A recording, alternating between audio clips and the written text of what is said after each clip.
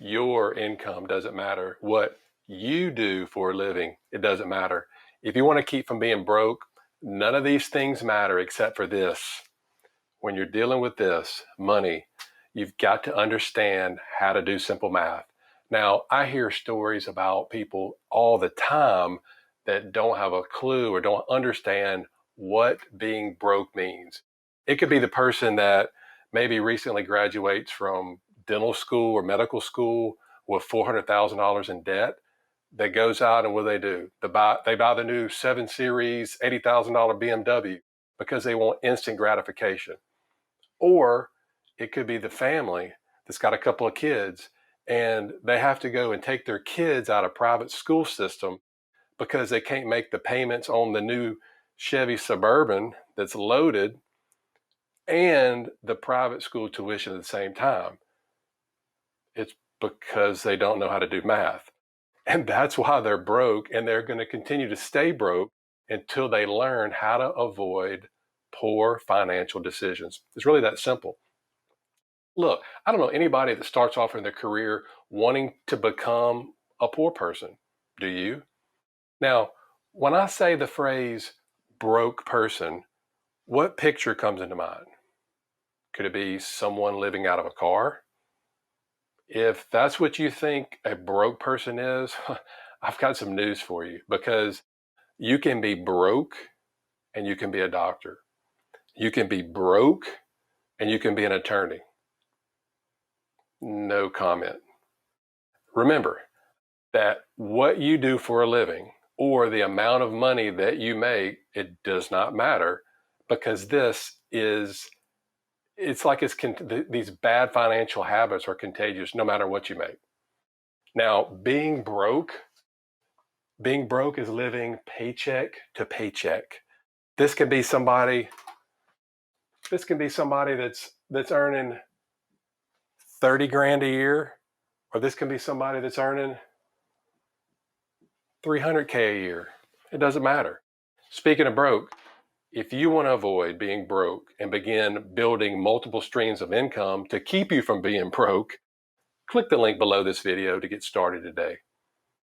Now, broke is having debt payments up to your eyeballs like I had after dental school and a residency. It was like $300,000. That's what broke is to me. It's making purchasing decisions based on, this blows my mind. It's based on whether or not you can afford the monthly payments. I remember this was probably 7 or 8 years ago. I went and bought a new truck, and it was like, excuse the pun, pulling teeth to try to get the person to tell me what the overall cost of the truck would be if I were to pay up front cash. It was like, no, you don't understand. It's whatever it was, $499 a month or $569 a month. Well, if the payment is your problem, we can get it down low from you. And I kept saying, you don't understand. I don't want to make the payment. But the thing is, he's not used to a person coming in and can pay cash for a truck. But again, that's our society. That our society today, being broke in today's society, is normal. And think about it, there's a lot of people that are normal. And if you're normal, that's okay. Because today we're going to help you figure out how to stop being broke so that you can begin to make financial progress for a much better life. Question, did you have any idea that 78% of the American population, they live paycheck to paycheck?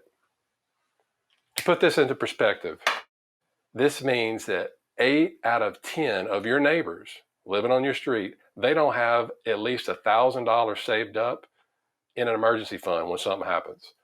This is the reality of really what's going on in America right now, as most people are broke. Have you heard about the Henrys? This is a new acronym out there. Henrys, these are high earner, not yet rich. I've never heard about it. You may have, but this is something that this is sort of the new normal amongst the younger people, because these are people that they make a good living. You know, they have an above average income, but they don't really care about saving or investing. It's all about spending. And these people are smart. I mean, they have good degrees. They have either a college degree or an advanced degree. They make a lot of money. They make six figures or more. But as soon as that money hits their checking account, it's gone. All right, so let's talk about the 5 ways that we can avoid being broke. First one is this: you have to change your mindset. For me personally, I've made a dramatic change in my life. Anytime that I've made a dramatic change in my life, it all started with this. It's changing my mindset about whatever it was I was trying to change. So for instance, early on, I dealt for years and years and years, and you may have heard this on another video, with a scarcity mindset, not an abundance mindset, but a scarcity mindset. And until I was able to make a change in the way, talking about money, and it was about money because until I was able to make the change about how money is abundant, money is everywhere. Heck, they print it every day. It's out there for everybody. There's an unlimited supply of money. But I was thinking like Scrooge. I was thinking that, we have to hoard this. And, I was brought up like this, nothing against my parents. They did the best they could. You may have been brought up like this, or you may have been around people that had this fear, this scarcity mindset. But once I made this change and started thinking about money differently, I began to slowly break free of these fear and these scarcity thoughts. So when you make a mindset change and you decide you don't want to be normal anymore, then that's when you're able to take control of your finances. And unless you're sick of being broke and you quit buying things that you don't need, unfortunately, nothing's going to change. All right. Second way to avoid being broke is to this: avoid the net zero life. And if you're not familiar with the net zero life, the net zero lifestyle is keeping the majority of people broke and from getting financial freedom or financial independence, FI, or whatever terminology you want to use. So it works like this: the majority of people think that because they have $1,000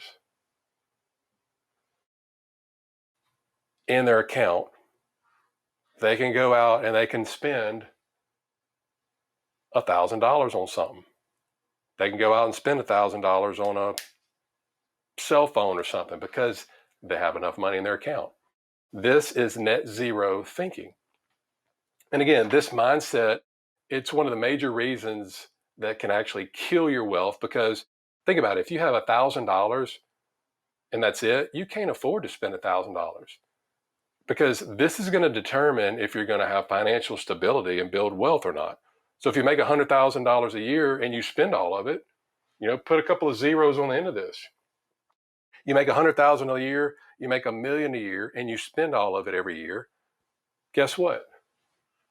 You're broke. If you make $20,000 a year and you spend $20,000 a year, guess what? You're broke. You've got to understand that some of your money needs to be saved to protect you from emergencies. Then you can help to avoid being broke. And the solution to this net zero lifestyle, this net zero thinking, is to develop and create a system where you're not allowed to spend all the money because you've lived below your means. Let me give you an example. When I was in a residency, it was a hospital-based residency at the VA hospital in Biloxi. I was 24, 25 years old, moved to an area, didn't know anybody, got connected with a guy at the VA, great dentist, great golfer. Well, there's not really much to do in Biloxi except to go to casinos. So we would go to casino probably once a week, and we'd each put in $50. So he put in 50, I put in 50, and we would go and he would maybe do the slots, or we would go do the blackjack or whatever. And once we lost it, that's it. That was sort of our fun for the week. And then we would get to eat buffet or whatever for free. They would comp us.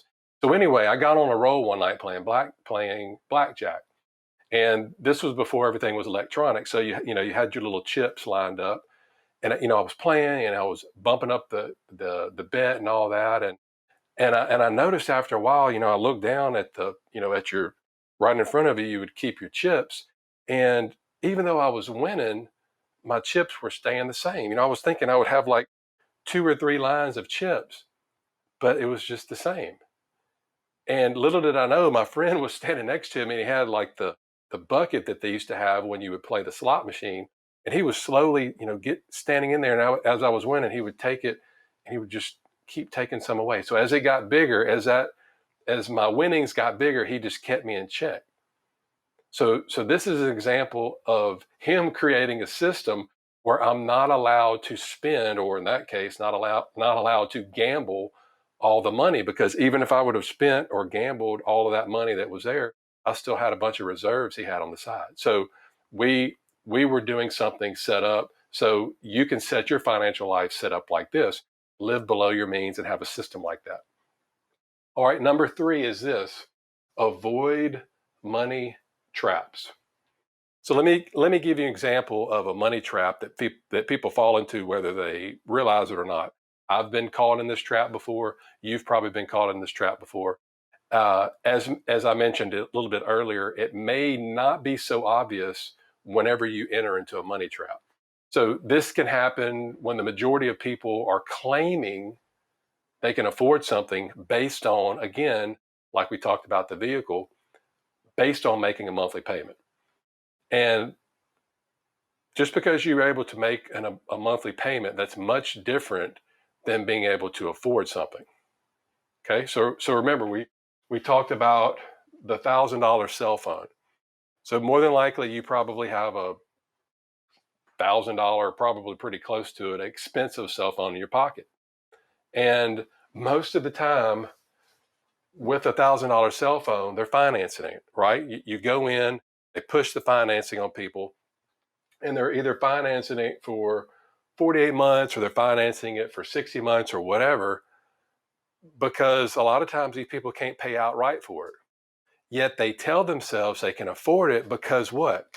Because they're paying $50 a month or something like that with 0% APR. That's how they justify this to themselves. Oh, I'm not paying any interest. I can afford the $50 a month. And that's what they tell themselves.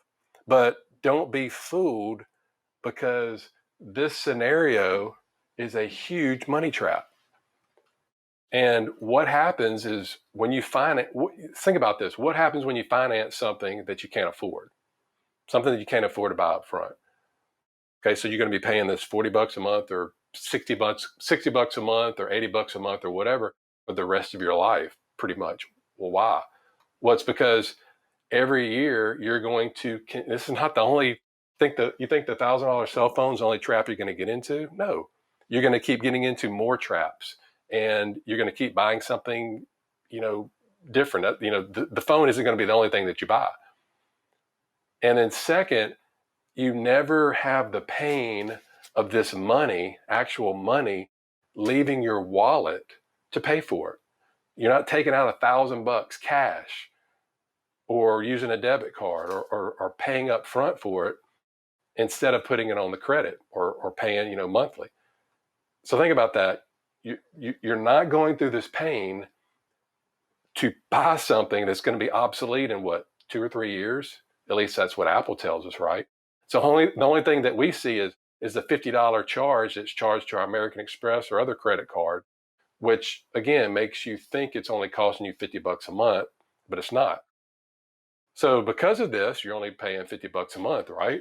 You're paying $50 a month for a cell phone. So okay, I'm cool, I'm good. So next month you go, well, you know what? I just saw this cool laptop I need. I'm gaming. I'm a gamer. My laptop's slow. Video card's slow. I just saw a cool laptop. It's $2,500, but it's on sale for $99 a month. Again, there's another money trap you've been in. You couldn't afford the cell phone. You couldn't afford the laptop. So now you got another note. Again, more trap. So you've been led to believe, again, that you were financially smart because you were only paying 0% interest, but in reality, you just got played, because now you're spending more money on things that you don't need, because again, you never had the pain of the money leaving your pocket in the first place. Glad I got the money sitting here today, because I'm getting to use it a lot for my props, so that's pretty good. So the bottom line is this: if you can't pay for something up front, don't buy it. And the goal with avoiding, again, a goal with either avoiding the net zero life or avoiding the money traps is you avoid these so you can grow your money and your wealth faster. That's the whole point. Moving on to number 4, stop the comparison. Stop comparing yourself to others. And I can assure you that the best way to ensure you'll have tons of financial stress your entire life and continue to make poor financial decisions is if you go through your entire life with discontentment, living with discontentment. You're never content about anything. And this is usually seen in the person that's always doing what? They're always trying to keep up with the Joneses. They're always on Facebook. They're always on Instagram scrolling through. Oh, look what he bought. Look where they went. Look where they're going on the trip next month. We need to do that. We need to add on to our house. We need to update our kitchen. We need to do this. Always comparing yourself. You're never going to be content. And again, unfortunately, social media, it just makes this vicious cycle much too easy because it's just with one click or one scroll. We're able to see quickly the things that we could have. How many times have you bought something or gone somewhere and you're so excited about it, and then you look to see somebody's one-upped you? Discontentment. But what does society tell us? It tells us that we always need more or something better. And what we have now is never good enough, right? That's what society tells us. That's what the marketing, the companies tell us. So don't get into the habit of equating your self-worth with your ability to buy things. This type of thinking will never provide you contentment, and it's going to keep you, in reality, stuck in debt forever. Now, the older that I get, the more that I realize that contentment, it really can't be contentment can't be achieved unless you have personal discipline and you stay within the lifestyle parameters that actually God has established for us and for me based on his provision for people. And studies show, I mean, there's all kinds of research out there, but studies show that 70% of lottery winners, they end up broke, usually with just in a couple of years.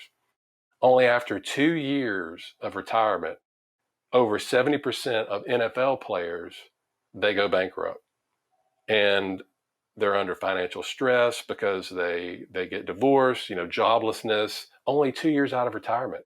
And within 5 years out of retirement, it's an estimated of 60% of former NBA players are broke. Again, personal discipline is one of the keys to being content and doing that and avoiding being broke. And last but not least, number 5, you've got to understand how to play the money game. And the book Rich Dad, Poor Dad by Robert Kiyosaki, he states that you must know the difference between an asset and a liability. And he basically says, if you want to be rich, this is all you need to know. Buy assets, avoid liabilities. It's the only rule. So if you want to avoid being broke, especially those of us that are high income earners, then do this. Focus on buying assets. Assets, remember, they put money in our pockets, and avoid liabilities, which the liabilities take money out of our pockets. Too many doctors and other professionals, they think that they're rich because they have expensive cars or maybe they live in a big house. But the interesting thing about liabilities is this: liabilities make you look rich, right? And when you go out and you buy fancy, new clothes or shoes or watches or whatever, they make you appear that you're rich. Remember, this is what broke people do. They spend all their money on liabilities, right?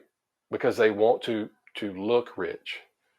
But in reality, they're actually broke because they don't have any assets. But on the other hand, the rich buy assets, the poor, the middle class, they acquire liabilities that they think are assets.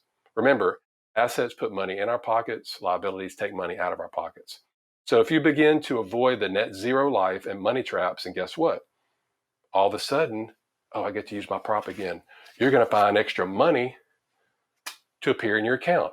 And this extra money is going to start to fund all these assets that put money back into your pocket. So really the first time that I really started to understand this concept of assets and liabilities was when I first started investing in real estate. At the time, I had about $50,000 saved up, and I was kind of going back and forth between, should I get the new 4x4 truck, which I really didn't need, liability, or should I invest in this new thing back then was something about a real estate syndication. Now, I started running some numbers, and I quickly realized that my new truck would really go down or depreciate in value the minute I drove it off the lot. Yet the real estate investment would not only provide passive income, but it also would create massive tax benefits. And the longer that I held it, it would appreciate in value. So if you keep money sitting around in a savings account or under a mattress or in a wall or whatever, at some point you're going to get to the point in your life where you're physically not going to be able to work, right? And because of this, you should consider structuring your financial life where you have other sources of income coming in. Now, this is where the assets come in. We're acquiring these assets, and they're going to start to spin off this extra income, this passive income, whether or not you're physically working or not. So at this point, you understand how to play the money game, and you're playing it to win because you're using your money as a tool, like a magnet, to go out and attract more money. And if you want to attract more money, again, just buy assets. So remember, all the things that we discussed today is this: the majority of people out there, get it in your head, the stuff you see on social media, they're broke.